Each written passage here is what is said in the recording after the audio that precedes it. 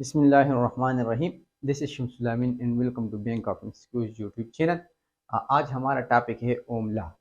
कल मैंने lecture record किया था लेकिन सेम मसला आ रहा था, वो फाइल करप्ट हो गई थी, डिटेल लेक्चर था। आज जो है उसको कोशिश करेंगे कि उसी तरीके से कर ले, लेकिन आज जो है इसको मैं जो है जल्दी जल्दी ख़त्म करूँगा। सो ओमला के मुताबिक एफ पी है कंडक्टर, ये हमारे पास सपोज एक कंडक्टर है, इसकी ये एल लेंथ है हमारे पास और इसकी टेम्परेचर हमारे पास टी है। अब इसी में हमारे पास इलेक्ट्रॉन्स होंगी लेकिन इसमें करंट प्रोड्यूस नहीं होगी। अगर इसको जो है मैं एक बल्ब के साथ कनेक्ट कर लूँ ना, तो इसमें जो है या इसमें इलेक्ट्रॉन्स है लेकिन करंट फ्लो नहीं हो रही जब तक इसके साथ मैं बैटरी को कनेक्ट ना कर लूँ। अगर मैं इसके साथ पोटेंशियल डिफरेंस को कनेक्ट कर लेता हूँ, सोर्स ऑफ पोटेंशियल डिफरेंस, तो क्या होगा कि हमारे पास करंट इस डायरेक्शन में मूव होगा फ्रॉम पॉजिटिव टू नेगेटिव, और करंट जो है इलेक्ट्रॉन्स जो है हमारे पास नेगेटिव टू पॉजिटिव डायरेक्शन में हमारे पास क्या होंगे, इलेक्ट्रॉन मूव होगी, और करंट का डायरेक्शन मेरे पास ये होगा। इलेक्ट्रिक फील्ड भी हमारे पास पॉजिटिव टू नेगेटिव होता है। अब ओम लॉ के मुताबिक ये जो करंट चल रहा है ये इसी पोटेंशियल डिफरेंस को डायरेक्टली प्रोपोर्शनल होगा, यानी ए जो है हमारे पास डायरेक्टली प्रोपोर्शनल होगा इस वी को अगर मैं 12 वोल्ट बैटरी इसको मैं 24 वोल्ट करूंगा तो इसकी ये जो करंट है ये हमारे पास क्या होगी, ये करंट मेरे पास इंक्रीज होगी। ये करंट जो है ये डायरेक्टली इस वी पर डिपेंड करता है। यहाँ पर मैं I is equal to 1/r constant लगा लेता हूँ, तो मेरे पास ये इक्वेशन जो है वो बन जाएगा v is equal to I R. ये जो r है ये मेरे पास, इसको हम कहते हैं रेजिस्टेंस, इसको हम कहते हैं रेजिस्टेंस। सो ये मेरे पास जो इक्वेशन है this is the equation of Ohm law. Ohm law हमें कहती है कि v is equal to I R. अब अगर इस करंट को मैं देख लूँ इस इक्वेशन से, तो I जो है ये मेरे पास बराबर है I is equal to V divide by R, यानी अगर V ज़्यादा होगी I ज़्यादा होगी, R ज़्यादा होगी V कम होगी। Like suppose this is a wire, अगर ये मेरे पास एक वायर है और इससे जो है ये करंट जो है ये पास हो रहा है, तो क्या करेगा, यहाँ पर जो रेजिस्टेंस है ये रेजिस्टेंस जो है क्या करेगा, इस वायर को जो है ये जो करंट फ्लो हो रहा है ये रेजिस्टेंस इस करंट को जो है जाने नहीं देगा। ये आर ज़्यादा होगी तो करंट फ्लो हमारे पास कम होगी। अब जो वोल्टेज है हमारे पास वो इस तरह का होता है कि ये वोल्टेज जो है कोशिश करता है कि इस आई को धकेल ले इसी डायरेक्शन में। सो वी ज़्यादा होगी करंट ज़्यादा होगी, आर ज़्यादा होगी करंट जो है कम होगी। So this is the equation of Ohm law, इसको हम कहते हैं ओम लॉ। इसके अलावा अगर मैं रेजिस्टेंस की बात कर लूँ तो रेजिस्टेंस जो है, रेजिस्टेंस का यूनिट मेरे पास है R is equal to V divide by I. इसका मैं अगर वोल्ट लगा लूँ, इसका मैं एम्पेयर लगा लूँ, तो वोल्ट पर एम्पेयर मेरे पास रेजिस्टेंस का यूनिट है, इसको हम कहते हैं ओम और डिनोट करते हैं इसको ओमेगा से। तो दिस इज द आर। इसके अलावा अगर मैं ग्राफ की बात कर लूँ, graph of the Om law graphical representation, graphical representation, graphical representation. So ये जो है अगर मैं एक एक्सिस पर वी ले लूँ दूसरे पर आई तो मेरे पास आर आ जाएगा।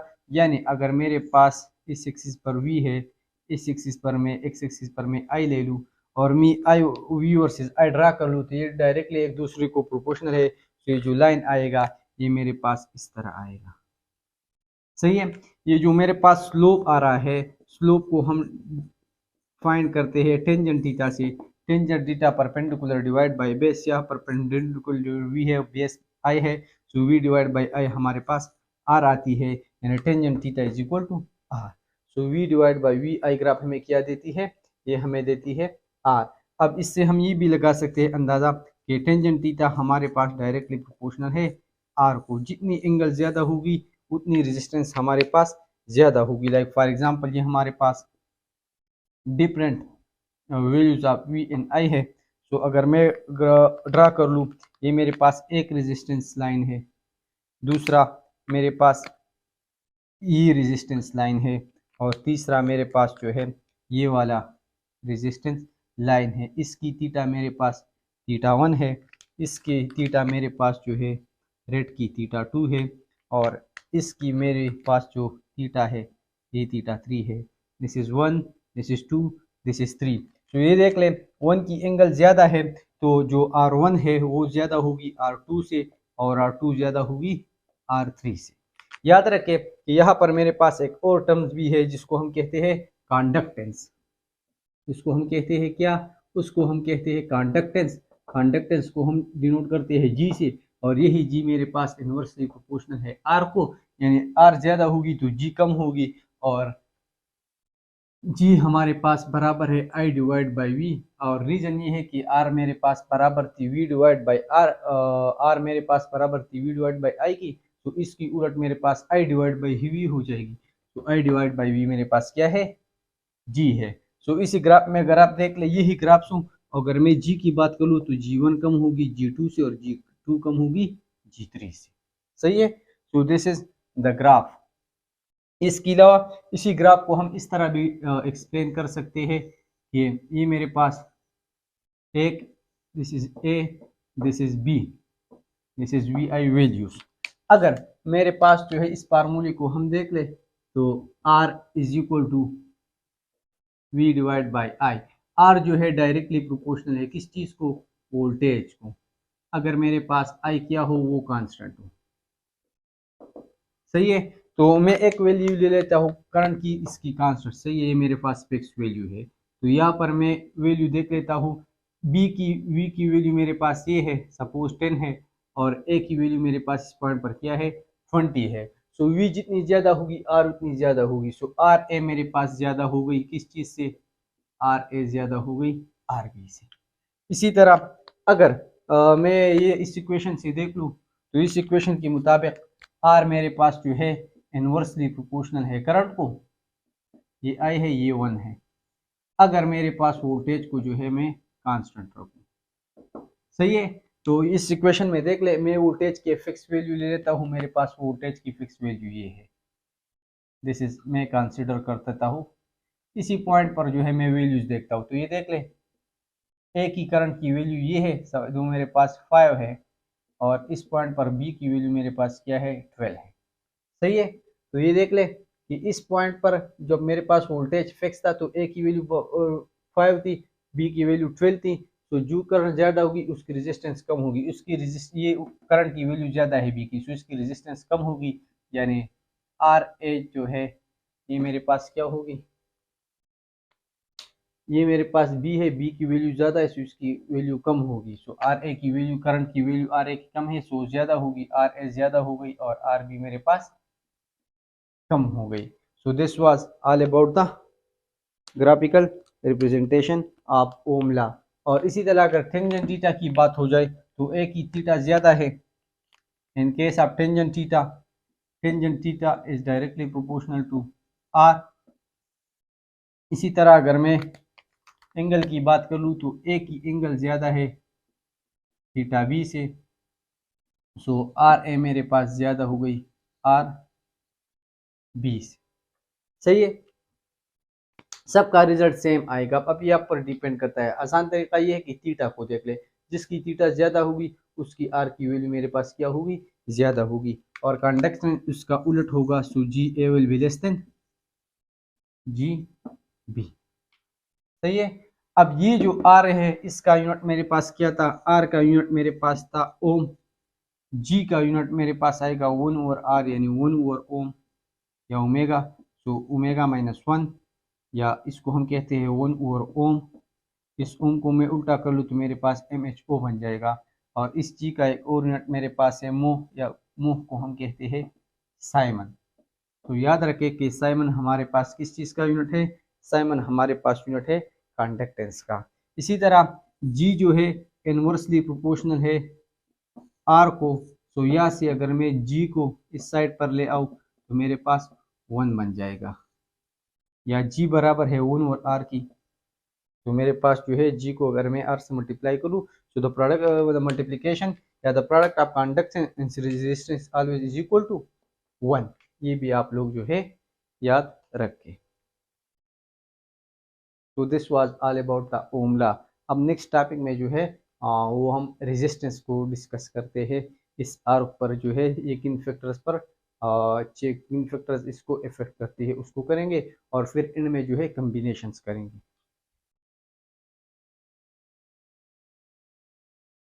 Next topic is resistance. Resistance specially इसको हम पढ़ेंगे फैक्टर्स, जिन फैक्टर पर ये रेजिस्टेंस डिपेंड करती है। अगर सपोज ये मेरे पास एक वायर है, सही है,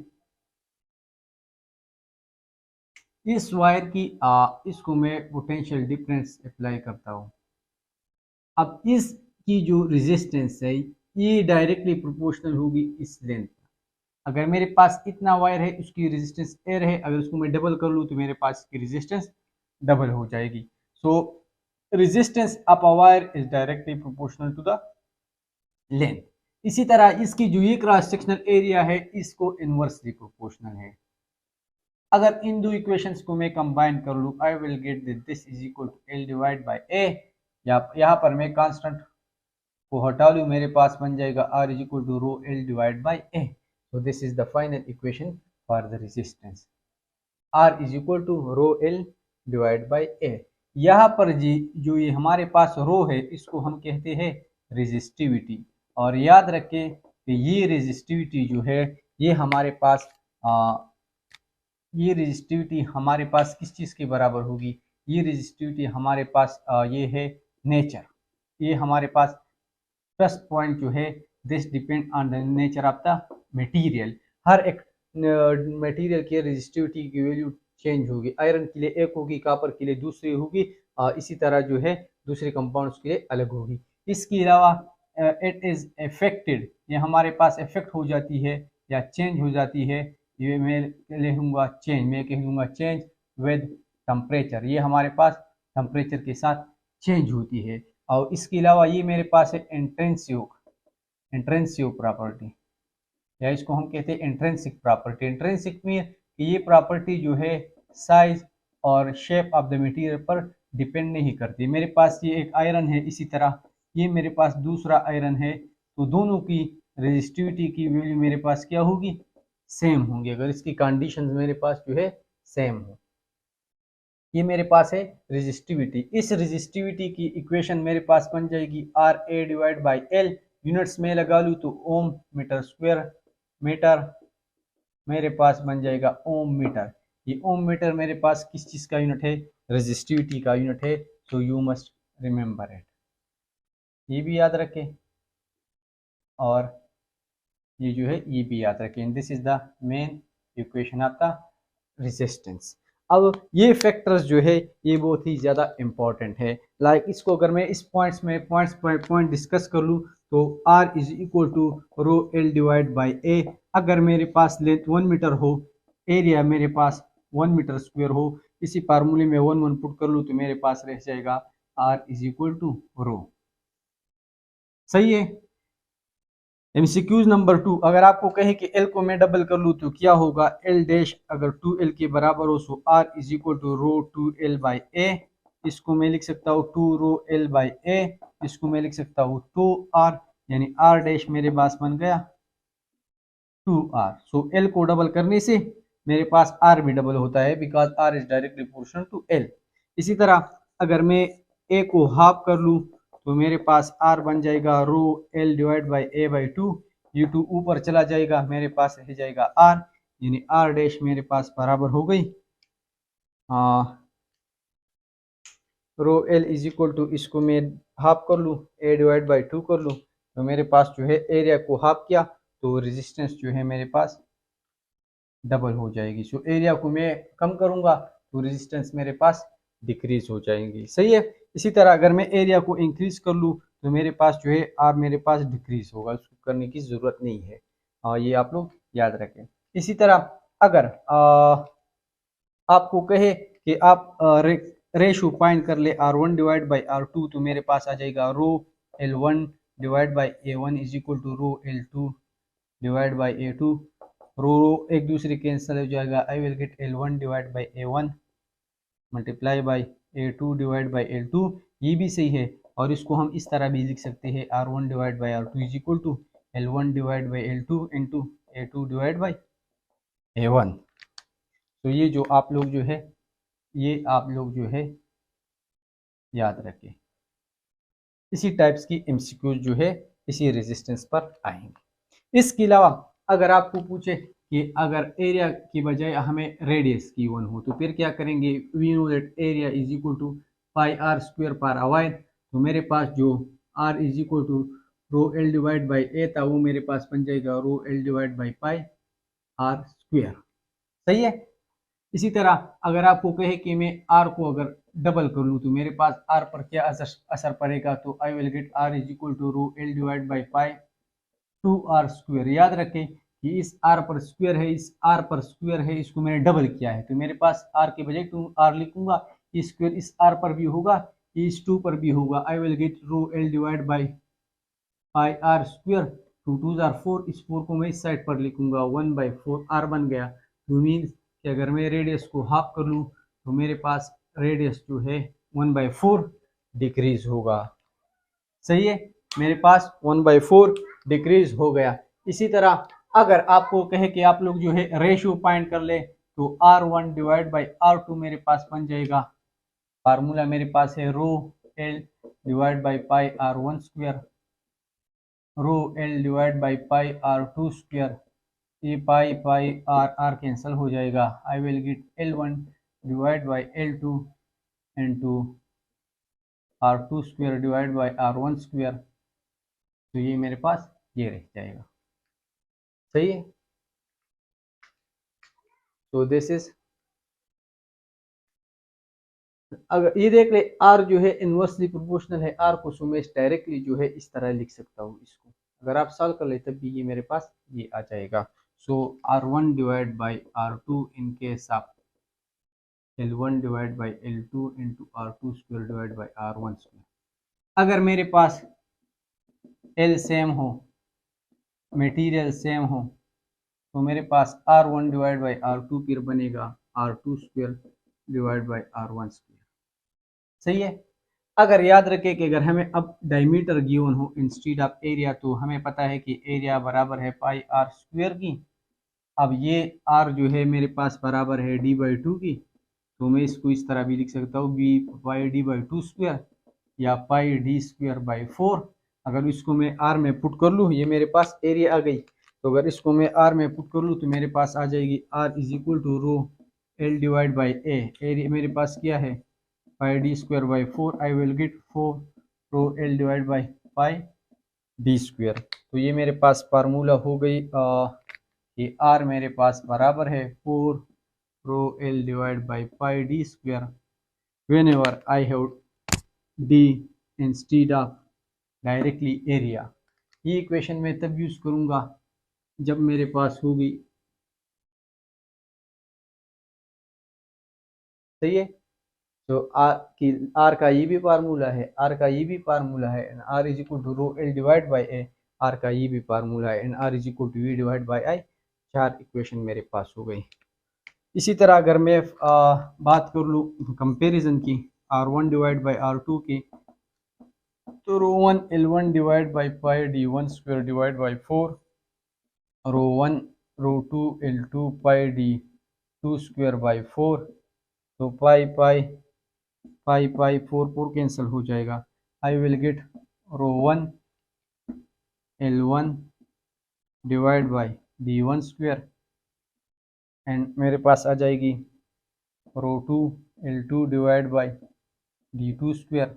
सही है। तो ये मेरे पास रेशियो है। अगर सेम मटेरियल हो मेरे पास, आर वन मेरे पास आर टू के बराबर हो, यानी सेम मटेरियल्स की मैं रेशियो फाइंड कर रहा हूँ, तब मेरे पास R one divide by R two आ जाएगा, एल वन डिवाइड बाई इस एल टू को मैं यहाँ लिखता हूँ, and D two square divide by D one square. सही है। इसी तरह अगर मेरे पास आपको कहे कि सेम सब्सटेंस से आर वन आर टू की बराबर है, इसी तरह लेंथ भी सेम है एल वन एल टू की बराबर है, फिर रेशियो सिर्फ डायमीटर चेंज हो हमारे पास, तो फिर क्या होगा, फिर होगा R one divide by R two is equal to L one divide by sorry D two square divide by D one square. सही है। तब हमारे पास एक रेशियो ये हो गई, एक ये हो गई, एक मेरे पास ये हो गई। So this is all about the resistance, factor affecting the resistance। एक केस जो है रह गया है, फैक्टर का, वो भी अब मैं डिस्कस कर लेता हूँ। आप लोग इसका स्क्रीनशॉट ले लें।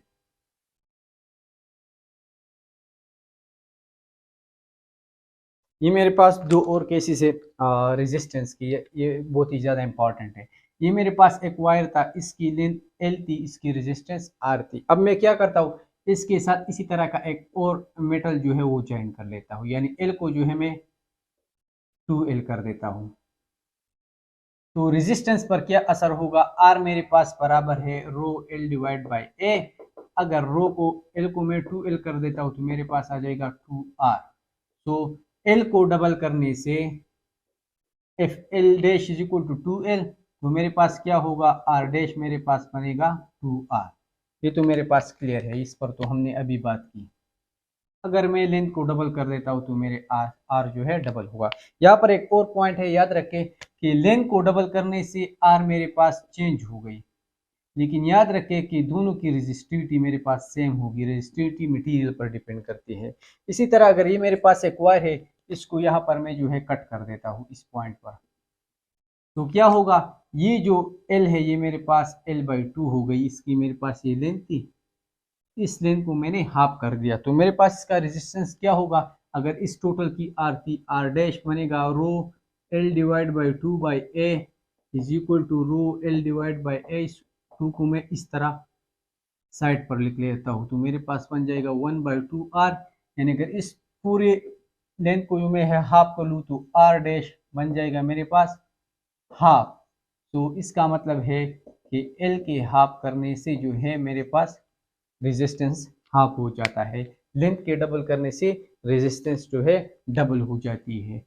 तो अगर आपसे एमसीक्यूज में पूछ ले कि मेरे पास एक वायर था, इसको मैंने दो हिस्सों में काट दिया, तो रेजिस्टेंस क्या होगी, तो याद रखें कि रेजिस्टेंस हमारे पास जो है वो हाफ हो जाएगी, लेकिन रेजिस्टिविटी जो है दोनों की सेम होगी। R1 rho 1 is equal to rho 2, because ये नेचर पर डिपेंड करती है। अब जो टॉपिक जिसकी मैं बात कर रहा हूँ वो ये पॉइंट नहीं है, लेकिन इसके लिए जरूरी थी। अगर ये वायर है मेरे पास, इसको साथ में दूसरा लगा लिया, लेकिन अब मैं क्या करता हूँ, इसको मैं स्ट्रेच कर देता हूँ। ये मेरे पास वायर है, इसको मैं इस दोनों साइड से स्ट्रेच करूंगा तो क्या हो जाएगा, ये इस तरह लेंथी हो जाएगा। इसकी लेंथ भी मेरे पास 2L होगी, सही है। पहले मेरे पास L थी, इसको मैंने स्ट्रेच कर दिया, लेकिन याद रखें अगर मैं रबड़ को स्ट्रेच कर लेता हूँ तो वो लंबी हो जाती है, वो उसके साथ साथ थिन भी हो जाती है। सो याद रखें कि अगर मैं स्ट्रेच करूंगा तो ये L डबल हो जाएंगी, लेकिन ये A अगर A थी तो ये मेरे पास A/2 होगी, तो नई एरिया हाफ हो जाएगी। इसी तरह ये मेरे पास है R, इसको मैंने हाफ कर दिया है, दो हिस्सों में काट दिया था, लेकिन यहाँ पर मैं इसके दोनों साइड से फोर्स लगा लूँ, उसको जो है डबल कर लूँ, क्या होगा, इसको मैं दोनों साइड से, फिर क्या होगा, ये बड़ा हो जाएगा, इसी तरह इसकी डायमीटर ज्यादा हो जाएगी, तो फिर ये इस तरह बनेगा। यानी अगर मैं कंप्रेस कर देता हूँ काटने के बजाय, इसको मैं कंप्रेस कर लेता हूँ, एल तो हाफ हो जाएंगी, लेकिन ये एरिया जो ए थी ये मेरे पास 2A बन जाएगी। सो ये याद रखें कि अगर मैं स्ट्रेच कर देता हूँ किसी वायर को तो इसकी लेंथ डबल होगी, लेकिन एरिया हाफ होगी। इसी तरह ये जो मेरे पास लेंथ अगर 3 टाइम्स होगी, तो इसी तरह मेरे पास एरिया जो है वो 3 टाइम डिक्रीज होगी। इसी तरह एल डैश जो है 4 टाइम इंक्रीज होगी, तो ए डैश जो है 4 टाइम डिक्रीज होगी। इसी तरह एल डैश जो है एन टाइम इंक्रीज होगी, ए डैश जो है एन टाइम्स जो है वो डिक्रीज होगी। ये सेम रूल्स इसके लिए है, एल को जो है मैं हाफ कर लेता हूँ तो एरिया जो है मेरे पास डबल हो जाएगा। इसी तरह एल को जो है मैं एन टाइम्स डिक्रीज कर लेता हूँ तो मेरे पास ए जो है ऑटोमेटिकली इतनी टाइम जो है इंक्रीज हो जाएगी। ये आप लोग याद रखें। अगर ये मेरे पास एक वायर था, इसको मैं जो स्ट्रेच कर लेता हूँ, नया आर क्या होगा, so R is equal to rho L divide by A. Formula है मेरे पास, रो एल को मैंने डबल कर दिया, और डबल करने के साथ ऑटोमेटिकली ये जो है ये ए मेरे पास हाफ हो जाएगा, सो रो एल डिवाइड बाई ए आ जाएगा। ये 2 मैं इस साइड पर लिख लेता हूँ, ये नीचे वाला 2 ऊपर चला जाएगा, 2 2 जार 4 आर, यानी आर डैश मेरे पास बन गया। सही है, ये देख लें, यहाँ पर मैंने दूसरा लेंथ लगाया था, उसके साथ ज्वाइंट किया था, तो मेरे पास आर डबल हो गई थी। तो यहाँ पर मेरे पास क्या हो गई, 4 टाइम इंक्रीज हो गई, ये 2 टाइम। इस तरह अगर आपको कहे कि मेरे पास एक वायर है, इसकी रेजिस्टेंस की वैल्यू जो है 1 ओम है, अगर मैं उसके साथ दूसरा सेम लेंथ लगा दूँ तो आर क्या होगा, तो आर जो है आर डैश 2 टाइम्स इंक्रीज होगा, तो 1 जार 2 मतलब 2 ओम बनेगा। अगर आपको कहे कि मैं स्ट्रेच कर लूँ तो फिर आर डैश क्या होगा, वो 4 मल्टीप्लाई बाई 1 होगा, मीन 4 ओम होगा। तो ये याद रखें, इसको नोट कर लें। इसी तरह अगर मैं एक चीज़ को जो है वो कंप्रेस कर लेता हूँ तो आर मेरे पास बन जाएगा R is equal to rho L को मैं हाफ कर लेता हूँ तो ऑटोमेटिकली मेरे पास एरिया डबल होगी, रो एल, ये एक 2 नीचे आ गया, ये एक 2 दूसरा मेरे पास है, टू 2 जार 4, 1/4 rho L divide by A is equal to R, यानी ये जो आर डैश था ये मेरे पास बन जाएगा 1/4 आर। सो लेंथ की हाफ करने से आर तो हाफ हो जाता है, लेकिन अगर इसको मैं कंप्रेस कर लेता हूँ तो फिर वो मेरे पास 4 टाइम डिक्रीज होगा। सो अगर मेरे पास एक वायर की लेंथ रेजिस्टेंस 1 ओम थी, उसकी लेंथ एल थी, अगर मैं इसकी लेंथ को हाफ कर लूँ तो क्या होगा, ये भी मेरे पास 0.1 ओम बनेगा हाफ। अगर मैं इसको कट करके कर लूँ तो ये बनेगा, means by means of cutting. अगर मैं इसको जो है कंप्रेस कर लूँ तो फिर कंप्रेशन में क्या होगा, कंप्रेशन, अगर इसको मैं कंप्रेस कर लूँ तो ये 4 टाइम डिक्रीज होगा, तो फिर L/2 अगर मैं कंप्रेशन के साथ कर लूँ तो ये मेरे पास 0.2 पाया आएगा। सो ये नया L होगा। अगर आपसे पूछे कि इसमें चेंज कितना आएगा तो इसमें जो चेंज आया है वो 50% है, 1 से सीधा 0.5 हो गया, और इसमें चेंज कितना आया है, इसमें 75% जो है कमी हुई है। सही है। इसी तरह अगर आपसे पूछे कि अगर मैं लेंथ को ज्यादा कर लूँ तो इसमें कितना इंक्रीज आएगा, तो इसमें 100% इंक्रीज हुआ है, 1 से 2 हो गया है 100%, और बाई मीन्स ऑफ स्ट्रेचिंग इसमें जो है 300% इंक्रीज हुआ है, 1 से 4 बढ़ गया है, इंक्रीज 300% हुआ है। सो this was all about what, this was all about the factors affecting the resistance. नई वीडियो में जो है वो हम पढ़ेंगे कॉम्बिनेशंस ऑफ रेजिस्टर, एक तरीका सीरीज पेयर का है, एक मिक्सचर का है।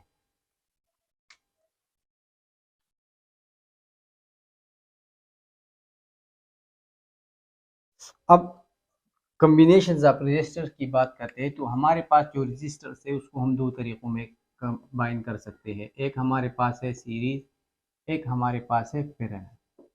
तो इस साइड पर सीरीज पढ़ते हैं और इस साइड पर जो है वो हम पैरेलल पढ़ते हैं। सपोज हमारे पास 3 रजिस्टर्स है, 1 2 3, दो तीनों हमारे पास क्या है, डिफरेंट है। अगर इसको हम इस तरह वन लाइन में लगा लेना तो इसको हम जो है वो कहते हैं सीरीज। अगर उसको जो है इसको हम इस तरह लगा लें इसको हम कहेंगे पैरेलल। यानी अगर एक फ्लो हो हमारे पास इसको हम कहते हैं सीरीज, अगर फ्लो को है करंट को जो है हम डिवाइड कर ले तो मेरे पास जो तरीका बनता है इसको हम कहते हैं पैरेलल। अब यहाँ पर जो है करंट सेम डायरेक्शन में फ्लो हो रहा है, हर एक से सेम डायरेक्शन होगा। सो ये जो R1 है मेरे पास, ये R2 है मेरे पास, ये R3, हर एक का करंट जो है वो मेरे पास सेम होगा। लेकिन याद रखें कि यहाँ पर पाथ डिफरेंस है, सो करंट जो है वो यहाँ पर डिवाइड हो जाएगा। जो I आ रही थी वो हमारे पास I1 plus I2 plus I3 में डिवाइड हो जाएगी। इसी तरह अगर मैं पोटेंशियल डिफरेंस की बात कर लूँ तो यहाँ पर सेम लाइन है, सो पोटेंशियल में ड्रॉप आएगा, V मेरे पास बन जाएगा V1 plus V2 plus V3, लेकिन वोल्टेज जो है वो पाथ पर डिपेंड नहीं करता, V is equal to V1 is equal to V2 is equal to V3। सही है। यहाँ पर जो इक्विवेलेंट रेजिस्टेंस है वो मेरे पास बराबर होगी RE, जो है मेरे पास RE बराबर होगी R1 plus R2 plus R3। सही है। अब यहाँ पर मेरे पास बराबर होगी 1 over RE is equal to 1 over R1 plus 1 over R2 plus 1 over R3। अगर मेरे पास R1 हर एक 2 2 हो तो मेरे पास बनेगा 2 प्लस 2 प्लस 2 6, ये मेरे पास 6 होगा, हर एक 2 2 है। सो इसी तरीके में जो सीरीज में जो RE होता है, ये RE हमेशा जो है वो बड़ा होता है R1 R2 और R3 से, हर एक से अलग अलग बड़ा होता है।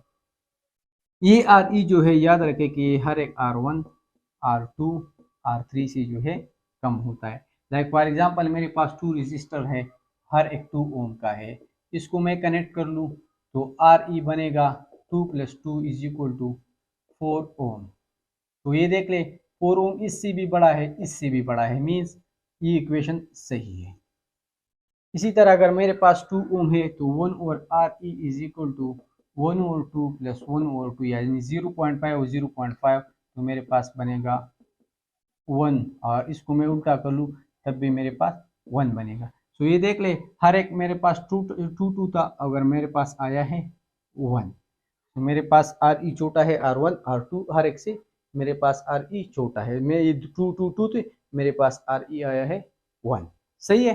अगर मेरे पास आपको कहे कि 2 रेजिस्टर्स हैं मेरे पास, जिस तरह ये थे मेरे पास 2 और 2 ओम, मेरे पास 2 रेजिस्टर है, एक है 2 ओम, एक है 2 ओम दूसरा है। अगर हमें ज़्यादा रेजिस्टेंस चाहिए इक्विवेलेंट, तो हम क्या करेंगे, उसको सीरीज में करेंगे। अगर मेरे पास 1 ओम रेजिस्टर चाहिए लेकिन मेरे पास 1 ओम रेजिस्टर नहीं है, तो इसके बजाय मैं ये 2 2 2 लगा लूँ, इसी तरह तो मेरे पास 1 ओम बनेगा। तो इसको जो है मैं 2 2 को अलग अलग भी लगा सकता हूँ। अगर मेरे पास 50 रेजिस्टेंस हो और सारे 50 रेजिस्टेंस सेम हो, सही है। अगर मेरे पास n रेजिस्टर्स हो n और वो सारे सेम हो, आर जो सारे हो वो इक्वल हो, 100 हो, तो मेरे पास आर ई को जो है हम डायरेक्टली इस फार्मूले से फाइंड करेंगे। लेकिन ये तब होगा जब आर मेरे पास सेम होगा। 50 रजिस्टर है तो हम इसको हम इस तरह फाइंड कर सकते हैं, R E is equal to 50 plus 50 plus 50 plus 50 plus 50। अब इसको 100 टाइम्स कौन लिखेगा, लेकिन simply 100 multiply by 50, so I will get 50। ये मेरे पास कितनी ओम इक्विवेलेंट रेजिस्टर आ जाएगी। अब मेरे पास ये जो पैरेलल में हम कनेक्ट करेंगे, तो मेरे पास आर इक्विवेलेंट बनेगा n डिवाइड बाई आर। अगर मेरे पास जो है 50 रेजिस्टेंस है, सही है, 50 ओम रेजिस्टेंस है, अगर उन सबको जो है वो मैं 50 पैरेलल में कनेक्ट कर लूँ, तो मेरे पास आर इक्विवेलेंट क्या बनेगा, मेरे पास बनेगा 50 डिवाइड बाई, अब अगर हर एक 2 ओम है तो मेरे पास 50 डिवाइड बाई 2, टोटल मेरे पास 25 ओम जो है वो इक्विवेलेंट रेजिस्टेंस होगा। सो दिस इज द शॉर्टकट, ये आप लोग याद रखिए। यहाँ पर जो है हर एक का करंट अगर हम फाइंड करेंगे, तो वो मेरे पास जो है हर एक का वोल्टेज फाइंड करेंगे, तो वी डैश मेरे पास बनेगा वी डिवाइड बाई एन, और यहाँ पर जो है वो करंट अगर हम फाइंड करेंगे तो आई डैश बन जाएगा आई डिवाइड बाई एन। ये जितना करंट आ रहा था इसको इससे डिवाइड करेंगे। लेकिन मज़े की बात ये है कि ये जो है ये मेरे पास खाली ये कम्बिनेशंस नहीं है, खाली हमारे पास ये कम्बिनेशंस नहीं है। मेरे पास जो है अगर सपोज मेरे पास 3 रेजिस्टर्स हैं, ये तो मैंने मिटा दिया, मैं इसको दोबारा लिख लेता हूँ, R is equal to N divide by R, I dash is equal to N divide by I, N divide by I था या आई डिवाइड बाई एन, ये मेरे पास था आई डिवाइड बाई एन। सही है। अगर मेरे पास 3 रेजिस्टर्स है, ये देख ले 1 2 3। अब ये तो हमें पता है, अगर इसको हम सीरीज में लगा लें तो ये मेरे पास सीरीज हो गया। इसको मैं पैरेलल में लगा लेता हूँ तो ये मेरे पास इस तरह बनेगा।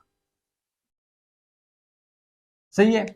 इसको मैं इस तरह लगा सकता हूँ, एक को सीरीज में और बाकी 2 को जो है मैं पैरेलल में लगा लूँ, या 2 को जो है वो मैं इस तरह लगा लूँ पैरेलल में, और इन 2 को जो है फिर मैं इस एक के साथ जो है सीरीज में लगा लूँ।